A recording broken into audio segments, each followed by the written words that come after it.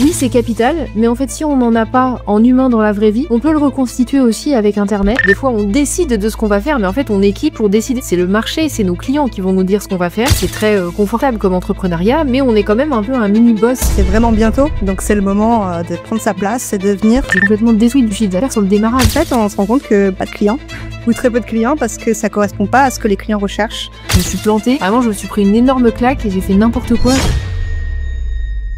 Bonjour à tous et bienvenue dans l'épisode 132.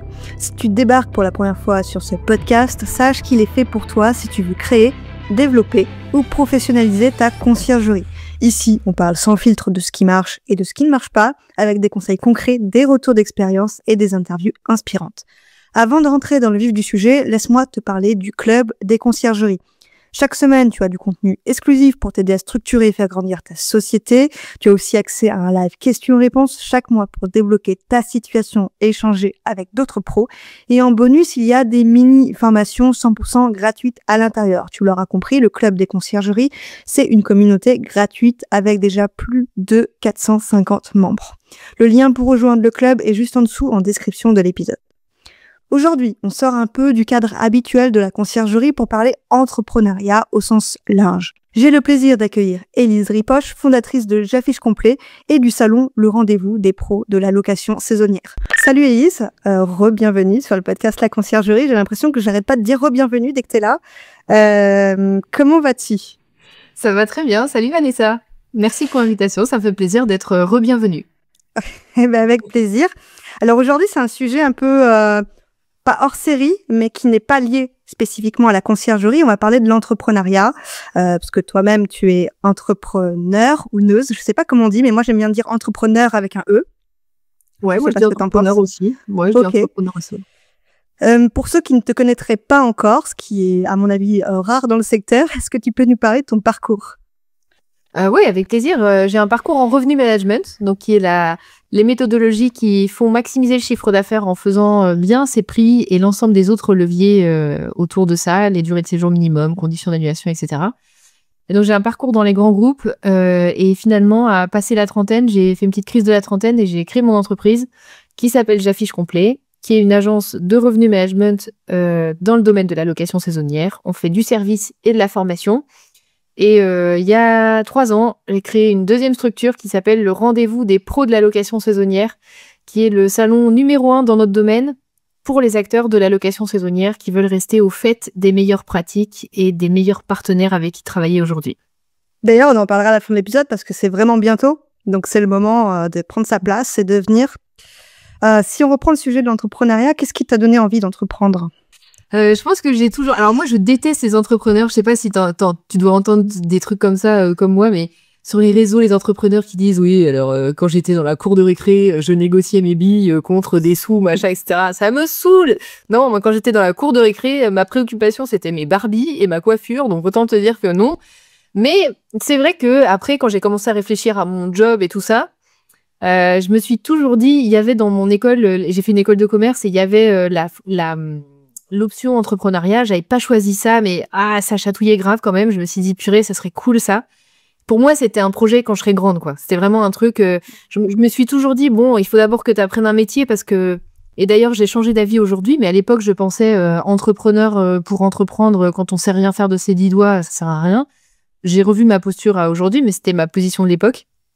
Et du coup, c'est pour ça que j'ai voulu privilégier d'apprendre un métier d'abord et de me dire, bon, bah, quand je serai grande, j'entreprendrai. Et puis après, la vie m'a un peu cornerisée et j'étais au pied du mur. Il fallait que je décide si je voulais entreprendre ou pas. Et Dieu merci d'ailleurs, parce que c'était une très bonne décision d'entreprendre, je pense, pour mon bien-être professionnel par rapport au fait de ne pas entreprendre. Ouais.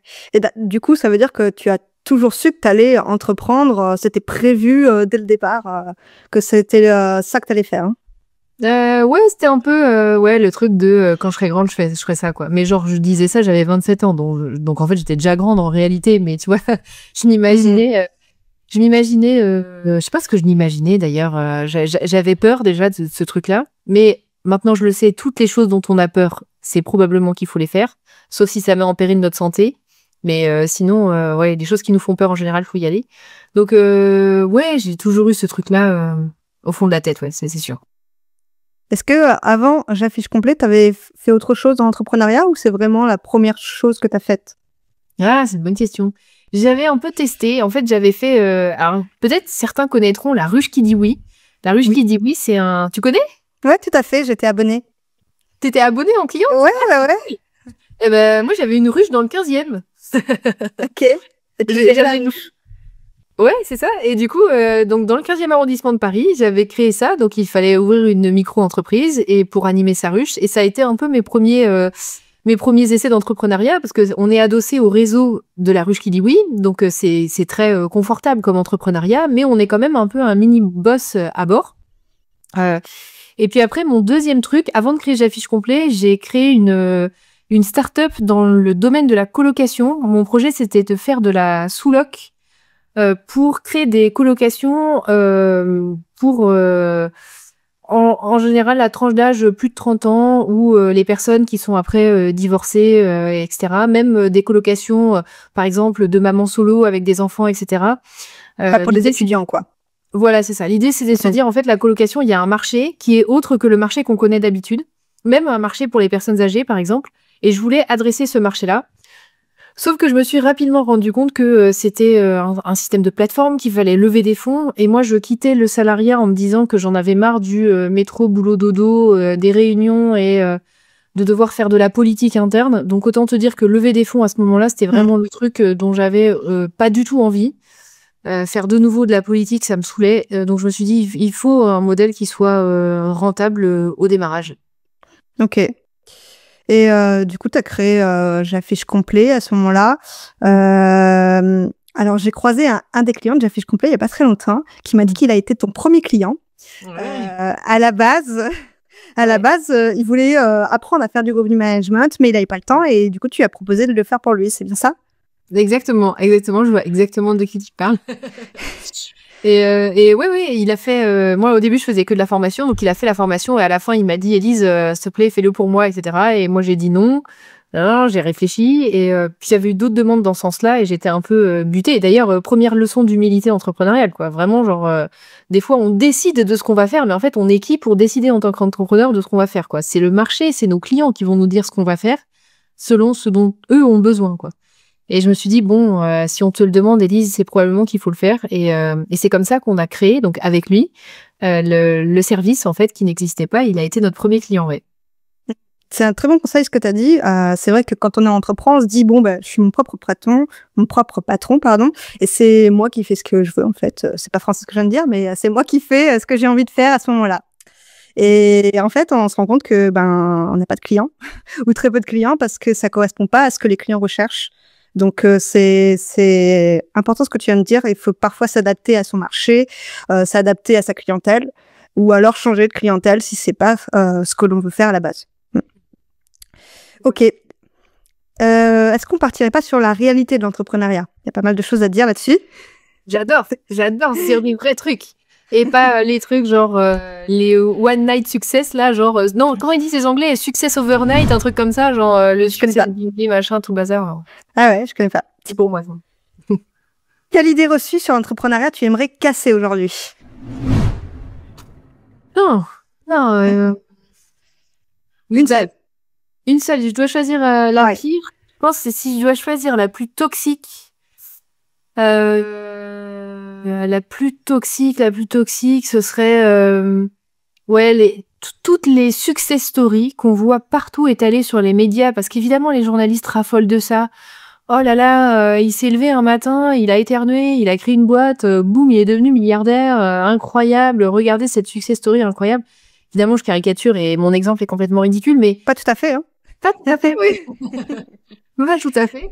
Et en fait, cette idée reçue-là, vraiment, je pense qu'elle mérite d'être largement dézinguée parce que déjà, ça ne parle que d'un type d'entreprise, les startups qui lèvent des fonds. En fait, on parle pas de toutes les PME du tissu économique français qui soutient l'économie bien plus que les startups qui, la plupart du temps, sont pas rentables.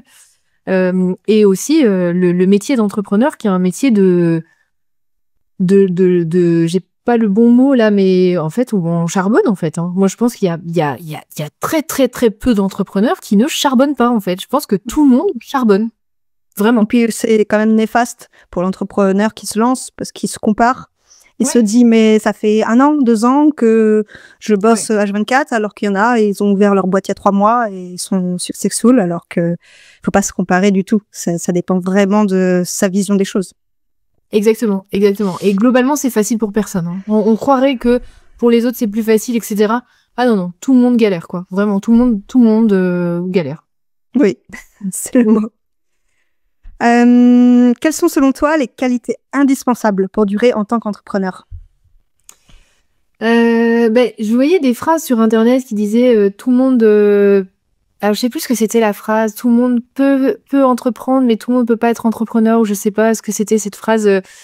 En fait moi je pense que globalement c'est pas vraiment des qualités dans notre façon d'être. Je pense que tous les tempéraments peuvent être de bons entrepreneurs. Maintenant, il y a quand même un critère, c'est je suis désolée, ça va pas être hyper positif pour les personnes qui nous écoutent, mais la capacité à persévérer, la capacité à endurer le mal, en fait. Je pense que c'est ça qui fait la différence.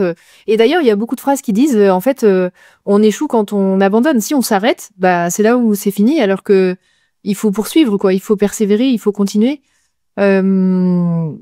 Ouais, je pense que... D'ailleurs, j'ai vu une interview de MrBeast, tu sais, le youtubeur numéro 1, là, qui dit, en fait, qu'il est le youtubeur le plus successful simplement parce qu'il est capable de subir une vie complètement pourrie, merde, que beaucoup de personnes n'accepteraient pas de vivre, en fait. Et c'est simplement ça qui fait qu'il va atteindre le milliard. Il disait qu'il atteindrait le milliard d'abonnés, quoi. Ouais, j'ai pas vu l'interview, mais j'ai vu quelque chose passer sur ça, comme quoi ça allait être le youtubeur le plus connu au monde grâce à tout ce qu'il a mis en place avant. Mais voilà, il a galéré avant, faut se le dire. Ouais. Il y a une image comme ça sur ce que tu disais, faut persévérer. Il y a une image sur les réseaux qui est sortie il y a un petit moment déjà, mais qui a fait un peu le buzz, d'une personne avec une pioche qui creuse et qui s'arrête à un moment alors que les lingots d'or sont juste derrière. Alors que finalement, il fallait juste persévérer un petit peu. Donc, c'est exactement ça, l'entrepreneuriat.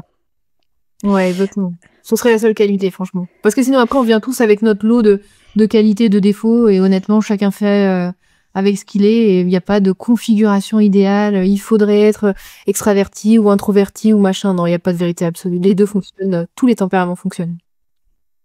Pour moi, il y a aussi une qualité, si je devais en rajouter une, indispensable, c'est la curiosité. Je trouve que si on reste sur ses acquis dans l'entrepreneuriat, vu que le secteur bouge beaucoup, eh bien, on n'avance pas. Donc, faut toujours rester curieux, se former, s'informer. Ça me semble nécessaire. Complètement. Est-ce que tu peux nous parler d'un moment difficile dans ton parcours et comment tu l'as surmonté? Oh, il y en a plein. Eh bien, celui qui t'a le plus marqué, peut-être. Alors, franchement, je te promets... au début, c'était un peu la lune de miel, tu vois. Je venais juste de quitter mon taf, je faisais que des trucs que j'aimais, c'était cool et tout ça. Après, ça a été stressant parce que je me dis, bon, la lune de miel qui dure 1 année, maintenant, quand est-ce que tu gagnes ta vie et les ripoches, tu vois? Après, c'est carrément la traversée du désert. Ça, c'était le premier coup dur où, en fait, tu as bien charbonné pendant longtemps, tu continues à charbonner, on est en train de passer 1 année d'entrepreneuriat et tu te dis, putain, ça décolle pas non plus de ouf, quoi. Genre, quand est-ce que je vais vivre de cette histoire, etc. Et la traversée du désert, elle est déterminante, je trouve, sur le début d'une création d'entreprise parce que, c'est les premiers tests de persévérance, quoi. Se dire, en fait, il faut y aller parce que c'est un peu comme le vélo, je trouve. Les premiers coups de pédale sont très difficiles à amorcer. Et plus on pédale, plus ça va s'alléger. Mais ça prend du temps. Donc, faut accepter le temps et faut pouvoir aussi... parce que moi, j'avais négocié une rupture conventionnelle, donc je pouvais aussi me permettre financièrement. Ça, c'est un sujet à anticiper. Ça a été le premier coup dur où je me disais, bon, bah voilà, non mais en fait, je suis une merde, ça, j'y arriverai jamais. Évidemment, ça marchera pas pour moi. Enfin, voilà. Après, il y a eu le moment de se payer, où là, je me suis mis un gros coup de pression en me disant, mais jamais tu vas réussir à te payer, etc., etc. Après, il y a eu le moment d'être noyé de travail. Donc là, c'était inverse. Ah, ça commence à fonctionner, tu commences à avoir du taf, mais il y a trop de clients, et donc là, il faut commencer à recruter. J'ai recruté des stagiaires. J'ai eu un stagiaire qui n'arrivait pas à travailler en télétravail. J'ai eu un stagiaire qui a avoué qu'il prenait de la drogue. J'ai eu donc le première gagnère de management. Puis recruter un premier collaborateur. pareil. Honnêtement, le recrutement du premier collaborateur, je l'ai fait en fermant les yeux, en me disant, Élise, peut-être que c'est la pire décision financière, mais au moins t'auras tout donné, t'auras tout essayé, parce qu'en fait là, sinon tu ne peux pas survivre, il y a trop de travail. Donc les premières décisions financières comme ça, d'investissement qu'on fait à l'aveugle, mais en se disant, allez, je vais essayer, puis si je me développe, ça va fonctionner, etc. Enfin, je te promets, regarde, galère en galère, de galère en galère. Mais Si on fait, pardon, je te coupe vite fait, mais si on fait le parallèle avec avec les conciergeries, c'est exactement les mêmes étapes. Hein. C'est dans l'entrepreneuriat en général, au final. Et ça s'applique vraiment à la conciergerie aussi. Hein. c'est vrai. Et c'est vrai que tu as raison, la grosse similarité entre une agence, que ce soit d'ailleurs agence de revenu management, agence de marketing, agence de quoi que ce soit, et une conciergerie, c'est qu'en fait, on vend du temps homme. On vend du temps homme dans les deux cas. Donc c'est pour ça aussi, en effet, tu as raison que les steps de développement sont très similaires. Et si, pour répondre à ta deuxième question, du coup, et si je devais me dire, bah, sur tous ces éléments-là, qu'est-ce qui a fait que, quelles seraient les clés, tu vois, avec le recul pour se sortir un peu de tout ça? Je pense que, peut-être, est-ce qu'il y a un dénominateur commun entre tous les trucs? Bon, il y a le fait de continuer, à la limite, hein, La motivation de savoir où on veut aller, de savoir ce qu'on veut par la suite, peut-être. ouais. Moi, en tout cas, ce serait ça. Oui, c'est vrai, ça, t'as raison. Et c'est vrai que j'avais toujours eu la vision de avoir une agence avec une équipe. Et comme c'est vrai que chez Club Med, j'étais déjà responsable d'une équipe avec des managers. J'avais une équipe de 15 personnes et j'avais 3 ou 4 managers qui géraient eux-mêmes le reste de l'équipe. Donc en fait, j'avais déjà cette vision de dupliquer ce format-là sur une agence avec des managers qui... donc ça faisait écho à quelque chose que j'avais déjà pu faire en fait en termes de mission dans le passé. Et ouais, je me disais, il faut construire en fait aussi la structure qui va nous soutenir dans la croissance, quoi. Je me disais déjà, bon allez, si demain on a 10 fois plus de clients, on sera organisé comment pour pouvoir assumer ces 10 fois plus de clients. Et donc ça me donnait une sorte de feuille de route, je savais où aller, tu vois.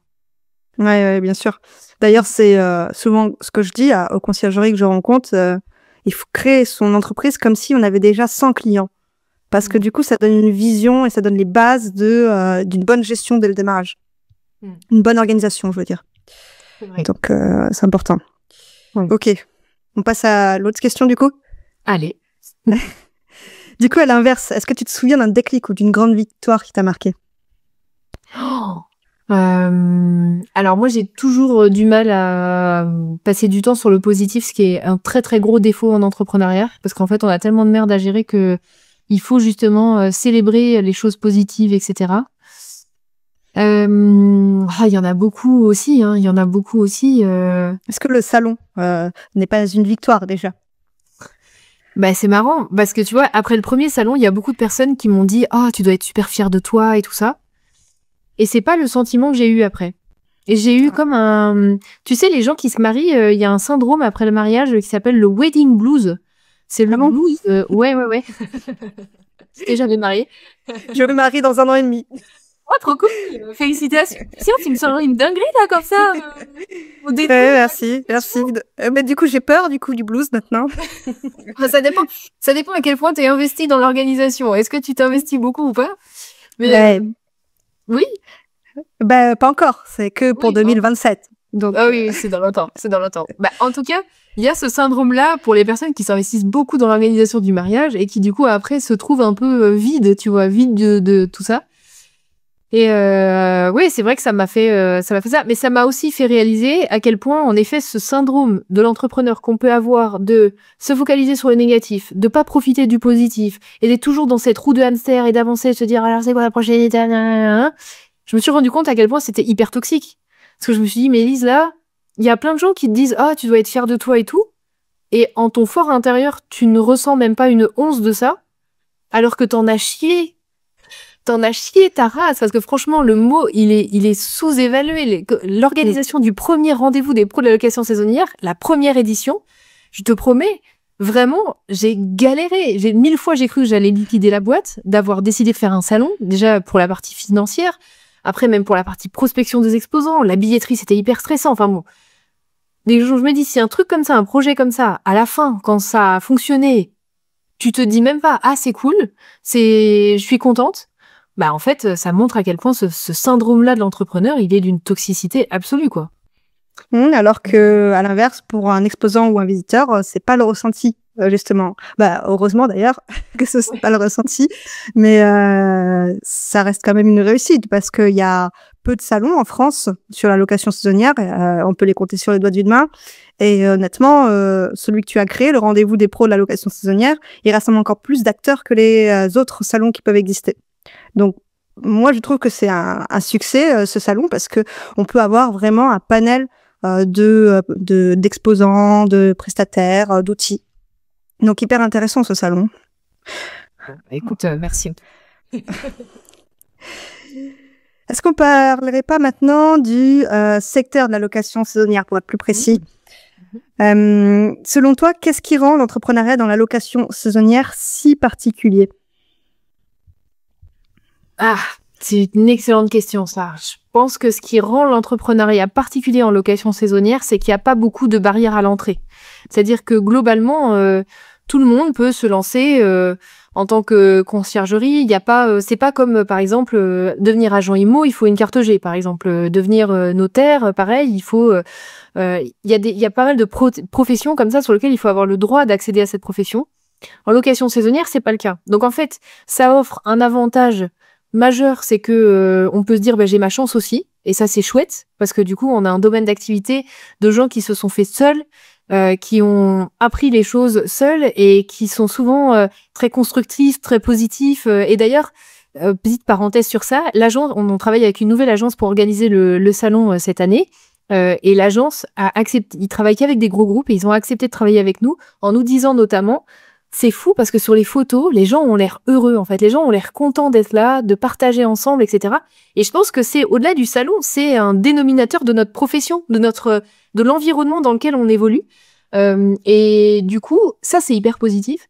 Après, l'inconvénient que ça représente, et c'est aussi une responsabilité qu'on doit tous avoir, un point de vigilance en tant qu'entrepreneur, c'est que ça nous libère pas d'apprendre quand même le métier. Parce qu'en fait, derrière ça, pour réussir, il faut connaître le métier, il faut connaître les règles de la profession. Il y a beaucoup d'aspects à maîtriser dans notre domaine. Je pense que c'est le cas de beaucoup de domaines entrepreneuriaux, mais alors vraiment, nous, on fait pas exception à la règle, quoi. Faut vraiment connaître toute la partie hospitalité hôtelière, ménage de qualité hôtelière, donc toute la partie vraiment terrain, la partie digitale, de commercialisation, les plateformes, les outils, la partie relations commerciales avec les clients, avec les propriétaires. Enfin, c'est extrêmement large. Donc, voilà, il faut se responsabiliser sur ça en contrepartie. C'est vrai que y a quand même beaucoup de choses dans notre secteur à connaître. C'est ça. Et si on le fait pas, si on se limite au fait de se dire, de toute façon, c'est accessible à tous, tout le monde a sa chance, on risque de faire une boîte qui fait pchit. Parce qu'en fait, oui, c'était accessible, mais pour que ça fonctionne, il faut vraiment être professionnel. Et carré. Ça, on l'entend partout. Enfin, moi, en tout cas, je le dis beaucoup. Aujourd'hui, dans le secteur, si on se professionnalise pas, sachant que le secteur est en train de vraiment monter en gamme dans la location saisonnière, si on se professionnalise pas, on n'est plus là dans un an, quoi. C'est ça. Donc, ouais. Exactement. Tu côtoies beaucoup d'acteurs du secteur, notamment avec le salon, aussi avec J'affiche complet. Selon toi, quelles sont les erreurs les plus fréquentes que tu observes chez les pros qui se lancent? Alors, les erreurs les plus fréquentes chez les pros qui se lancent, ça va être de pas se faire accompagner de professionnels sur les différents domaines, sur la partie juridique, comptable, fiscale, sur la partie décoration aussi, à moins d'avoir vraiment du talent, mais je trouve que ça mérite quand même d'avoir des pros sur la partie photo, de la même façon. Négliger le fait de s'outiller. Alors franchement, ce serait comme, moi j'aime bien cette métaphore qui est un peu basique, mais je trouve qu'elle est parlante. C'est comme un boulanger qui nous dirait je veux lancer ma boulangerie avec mon four de cuisine à la maison, quoi. Bah non, le bon sens paysan fait bien dire que ça va pas le faire. S'il démarre sa boulangerie comme ça, on n'y croit pas. Et ben pourtant, dans notre domaine, il y a beaucoup de personnes qui se posent encore la question, faut-il un channel manager? Faut-il des outils pour fonctionner? Bah oui, il faut des outils pour fonctionner et pour avoir de vrais résultats professionnels. Ouais, je dirais que les erreurs, globalement, c'est ça, quoi. Et puis aussi, peut-être de céder aux sirènes. On peut entendre beaucoup de sirènes dans notre domaine il n'y a pas besoin de démarrer avec du capital. Ou alors, tu peux démarrer sans capital et ne rien faire, tout déléguer. Bah non, faut soit accepter de mettre les mains dans le cambouis, soit avoir du capital. On entend aussi, ça peut être full automatisé, t'auras rien à faire. Non, il reste quand même des choses, même si on peut automatiser un certain nombre de choses, il reste quand même des choses. Céder à ces sirènes-là, c'est dommage et dommageable. Pareil, se dire tu vas pouvoir en vivre avec 2-3 biens. Bah non, il faut un certain volume. Et alors, encore pire quand on est une conciergerie. Il faut beaucoup de volume pour pouvoir commencer à payer un premier salaire. Ouais, donc ne pas céder à ces sirènes-là. Ouais, il faut casser le mythe de c'est un business passif. C'est pas du tout un business passif, la conciergerie. Hein. C'est une entreprise. Une entreprise, ça demande à bien la gérer et ensuite à déléguer. Mais il y aura toujours un humain derrière ça, en tout cas. Ok. Du coup, quel conseil donnerais-tu à quelqu'un qui débute dans ce secteur-là? Alors, en termes de conseils pour débuter, ça va être basique, hein, mais ça va être de se former. Hein. Moi, j'avais fait pareil aussi en entrepreneuriat. Je m'étais formée sur plein de trucs. Moi, je suis une grosse consommatrice de formation en ligne. Je pense qu'il y a que ça de vrai. D'apprendre de ceux qui sont déjà passés par là. Ça nous fait gagner du temps. On aurait probablement, in fine, pu obtenir les mêmes informations par l'expérience. Mais en fait, rien ne vaut le temps en entrepreneuriat. Alors, c'est toujours la même balance. Du temps ou de l'argent. Et donc ouais, se former sur les aspects qu'on maîtrise moins, c'est et puis peut-être aussi deuxième conseil, se méfier de ce qu'on pense maîtriser.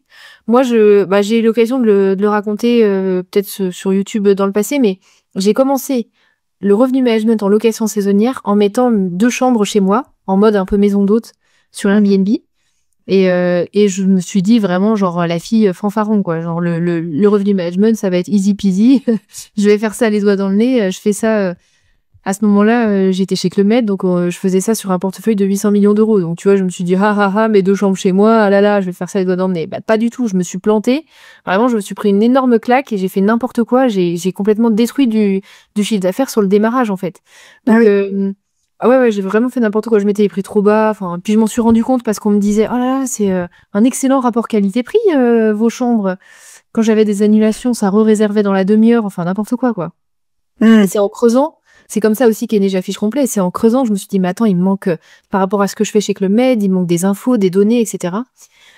Donc, bref, tout ça pour dire que avoir conscience de ce sur quoi on a besoin de se former et rester vigilant sur ce sur quoi on pense maîtriser parfaitement.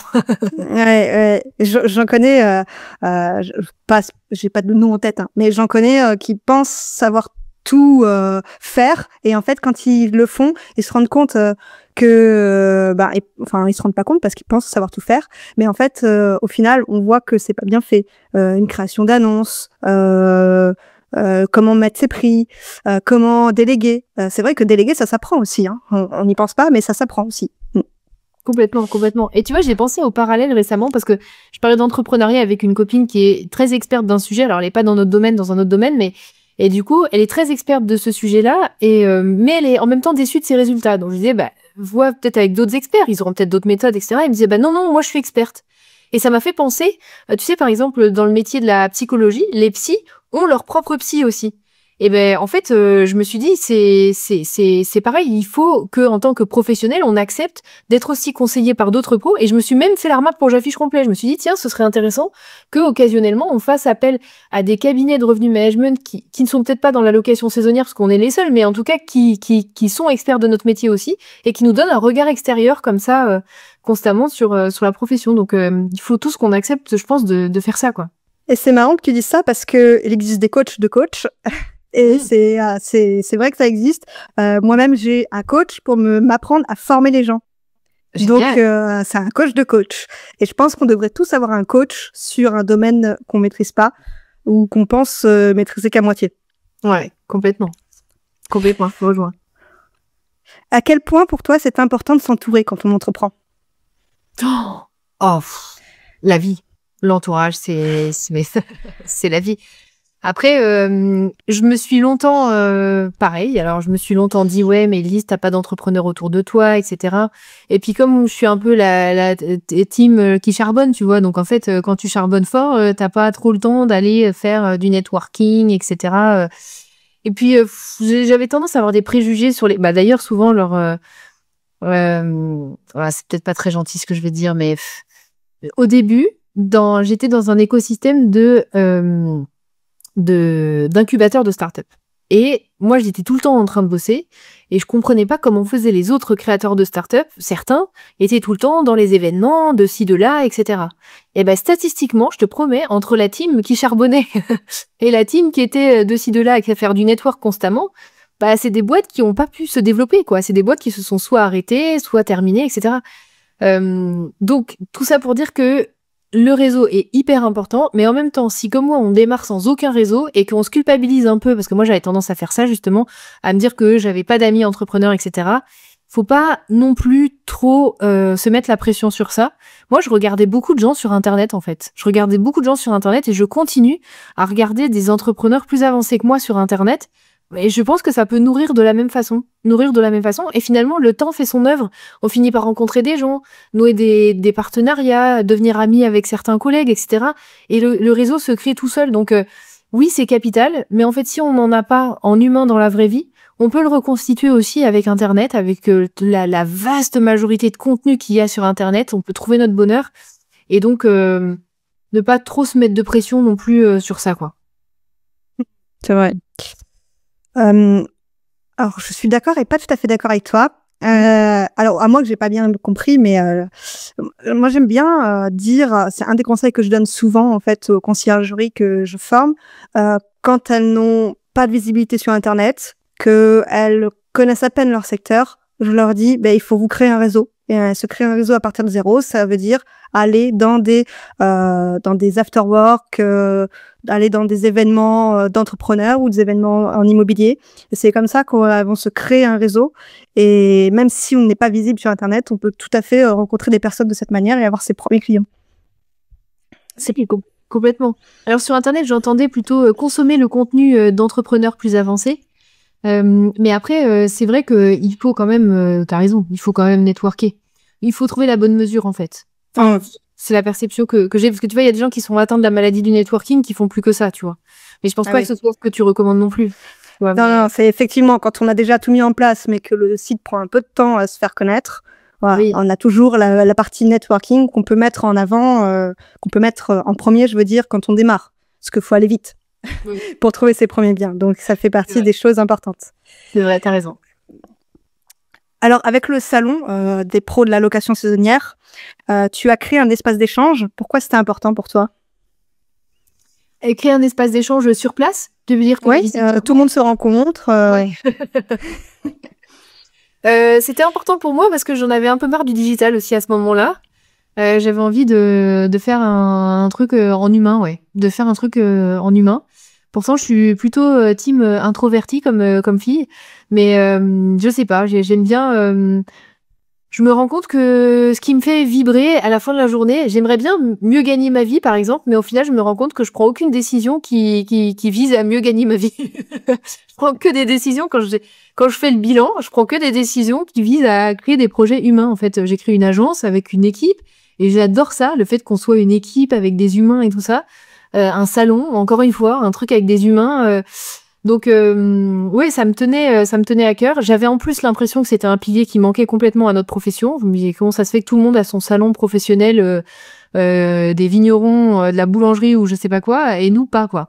Et en plus, comme on est quand même assez à risque d'un point de vue politique, économique, on est souvent pas mal le bouc émissaire. Le fait de ne pas avoir d'événements fédérateurs comme ça qui montrent toute la profession, qui montrent le tissu économique qui existe autour de ce sujet-là, je trouvais que c'était assez dommageable et assez délétère de ne pas l'avoir. Donc voilà, c'était un peu tous ces éléments-là qui m'ont fait dire. Et puis, alors comme on parle d'entrepreneuriat, je peux peut-être avouer un truc aussi. Je vais avouer un truc. Je sais pas si j'ai déjà avoué sur. Ouais. J'avais aussi un petit truc un peu vindicatif. Je vais avouer totalement la vérité. C'est que, en fait, quand j'ai créé J'affiche complet, on était un peu les petits nouveaux, quoi. On était la petite agence, les petits nouveaux, le petit concept, petit, quoi. Et je me suis dit, en fait, non, on va devenir les badass du game, quoi. Et si on faisait ça, si on arrivait à faire ce truc, putain, on montrerait qu'on n'est plus les petits nouveaux, quoi. Qu'on est un peu les badass du game. Et c'était ça aussi un peu qui me faisait aussi kiffer derrière ce truc-là, de réussir ce challenge aussi. Ok, c'est réussi, hein. J'ai envie de dire. Okay. Moi, c'est cool. Le 16 mai, sauf si je me trompe, hein, c'est la 3e édition du rendez-vous des pros de la location saisonnière. Il y en a eu 2 précédentes. Qu'est-ce qui t'a surprise lors des précédentes éditions? Ce qui m'a surprise, alors surprise et en même temps on a bossé pour ça, mais ce qui m'a surprise c'est quand même l'engouement, le fait qu'on soit tout de suite très nombreux, parce que pour une première édition, on a quand même été plus de 1200, deuxième édition plus de 1500, c'est des chiffres. Il y a beaucoup de collègues et partenaires qui n'y croyaient pas du tout, hein. Qui n'y croyaient pas du tout. Mais les gens snob avant et avouent après. Donc c'est après qui viennent te dire genre ah ouais bah je t'avoue j'y croyais pas du tout à ton truc donc donc comme je dis ça m'a surprise et en même temps pas dans un sens parce que je me suis dit bah ouais en fait ce besoin on était nombreux à le ressentir et là enfin on a trouvé notre rendez-vous pour pouvoir tous se retrouver. Donc ça m'a surpris. Ce qui m'a fait plaisir aussi, c'est de voir que des marques d'envergure comme Booking.com, comme Abritel aussi cette année se sont positionnées, des plateformes se sont positionnées, chose qu'elles ne faisaient pas sur d'autres événements, se sont positionnées comme des exposants leaders pour vraiment aussi montrer l'importance de la location saisonnière, parce que par exemple une plateforme comme Booking.com ou une plateforme comme Abritel du groupe Expedia cette année, alors Abritel est exclusivement location saisonnière, mais Expedia ne l'est pas. Et c'est le payeur Expedia, c'est des plateformes qui travaillent aussi avec l'hôtellerie. Donc le fait qu'elles fassent un geste fort comme ça vers la location saisonnière, c'était aussi des belles surprises. C'était agréable à voir aussi pour notre profession, de se dire que bah oui, on n'est pas rien en fait, on n'est pas rien pour ces marques-là, on est important et ils veulent investir de l'argent aussi dans un événement comme ça pour être les exposants leaders. De voir aussi pareil l'engouement sur les sociétés qui se sont tout de suite montrées intéressées pour participer en tant qu'exposant à un événement comme ça, prendre la parole en conférence, les retours des visiteurs aussi sur la qualité des conférences, sur la qualité d'événements, le networking aussi entre les visiteurs, le nombre de visiteurs qui nous écrivent après pour nous dire mais en fait je suis reparti reboosté, regonflé à bloc, c'est génial, j'ai rencontré plein de collègues, j'ai rencontré des boîtes avec qui je travaille, j'ai appris plein de trucs dans les conférences, je suis regonflé à bloc quoi. Et tout ça c'est voilà, c'est pour ça qu'on récidive une 3e fois. Parfait. Est-ce qu'il y a eu des connexions ou des projets marquants qui sont nés pendant le salon? Est-ce que tu en as en tête? Ah là là, c'est intéressant cette question. Il y a par exemple BotBnB qui est une IA sur la réponse aux voyageurs qui a été lancée sur l'édition 2024 et qui a gagné en plus un prix d'innovation. Ouais, c'est une société qui a été créée par Thomas Dardour. Donc ça c'est un lancement et après il y a beaucoup de marques en fait qui nous disent qu'elles saisissent l'opportunité du salon pour partager une nouvelle offre par exemple ou pour tester des nouvelles solutions auprès des visiteurs, justement leur montrer sur place, leur parler même du business model, de dire voilà ces services-là on pense le proposer à tel prix, qu'est-ce que vous en pensez, etc. Donc voilà, peut-être pas des services tout en entier mais beaucoup d'offres oui sont entre guillemets testées aussi sur place en rencontrant les visiteurs. Ok. Passons à la vision et au futur. Comment tu vois l'évolution du secteur dans les années à venir? Oh là là, grande question. Ah bah alors c'est une bonne question. Je suis en train d'essayer d'étudier justement l'évolution des domaines d'activité parce que je vais peut-être faire de ce sujet-là mon discours d'ouverture si j'arrive à trouver suffisamment de matière parce que je me dis on voit notre domaine d'activité qui évolue, qui se réglemente, on voit une hausse des volumétries d'annonces, et je me dis, mais est-ce qu'il y a d'autres domaines qui ont vécu ça avant, et comment pour eux ça a évolué, tu vois. Donc je creuse ce sujet-là, mais en tout cas, ma conviction personnelle à ce stade, c'est que contrairement à ce que beaucoup disent, je pense que la réglementation va nous aider. Alors évidemment, c'est à contre-courant. Alors, j'ai déjà dit en 2024, s'accrocher à un Far West réglementaire nous aidera en rien, ça nous rendra pas plus crédibles, ça va pas nous aider sur la profession. Maintenant, là, on voit que l'étau se resserre, il n'y a pas d'autre mot, l'étau se resserre, mais ça va nous aider, je pense, à aussi assainir notre domaine.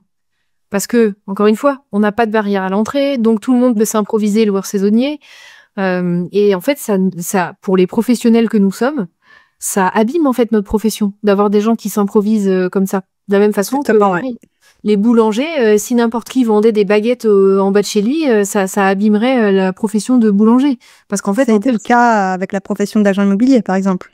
Par exemple, exactement. Parce que, en fait, dans la perception du client ou du consommateur, du coup, c'est plus clair qui est vraiment du métier et donc tout est englobé, quoi. Donc, moi, je pense que je crois à notre profession. D'ailleurs, alors ça, je vais peut-être ouvrir mon discours avec ça. Cette année, je me suis dit pour la première fois, parce que mon métier, je pourrais l'exercer dans tous les domaines. Hein. Je pourrais le faire pour des croisiéristes, je pourrais le faire pour des hôteliers, je pourrais le faire pour n'importe quoi. J'avoue que cette année, ça m'a effleuré l'esprit de me dire, mais pourquoi j'ai choisi la location saisonnière, putain bordel. Faudrait peut-être couper les gros mots au montage, je ne sais pas. On va les garder. Ok. Mais j'avoue, ça m'a effleuré l'esprit. Et au fond, je me suis dit, mais non, en fait, c'est un domaine qui existe depuis la nuit des temps. Nos ancêtres loueurs saisonniers le faisaient en petite annonce et ça n'a pas vocation à s'arrêter. On répond à un vrai besoin. Donc, il faut qu'on croie en notre profession. Il faut qu'on se serre les coudes en soutenant les associations / lobbies qui nous soutiennent. Notamment, il faut les soutenir financièrement. Et je pense que notre profession a encore toutes ces lettres de noblesse à écrire sur la suite. Bon, c'est pas ça l'expression, mais tu vois ce que je veux dire, quoi. Oui, tout à fait. Ok, c'est très clair. Avant-dernière question. Quelles sont tes prochaines envies, projets ou défis à relever? Ne dis pas, je vais créer une agence d'affiches complet pour les croisiéristes. Non, c'est pas. Je reste fidèle. Je suis quelqu'un de très loyal, très fidèle. Je reste fidèle à la location saisonnière. Je suis encore très amoureuse de la location saisonnière et pour longtemps, j'espère.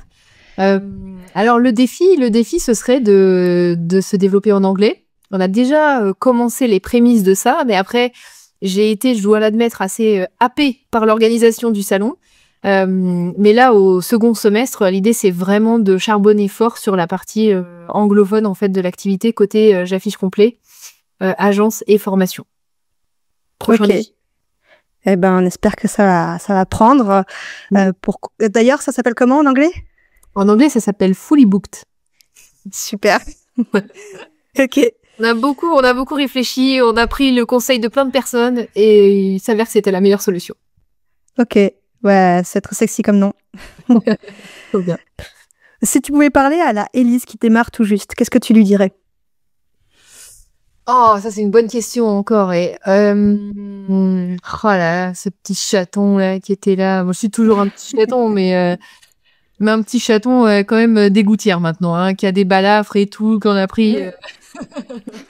Ah, j'ai les cicatrices de l'entrepreneuriat maintenant, mais qu'est-ce que je lui dirais? De pas trop s'inquiéter.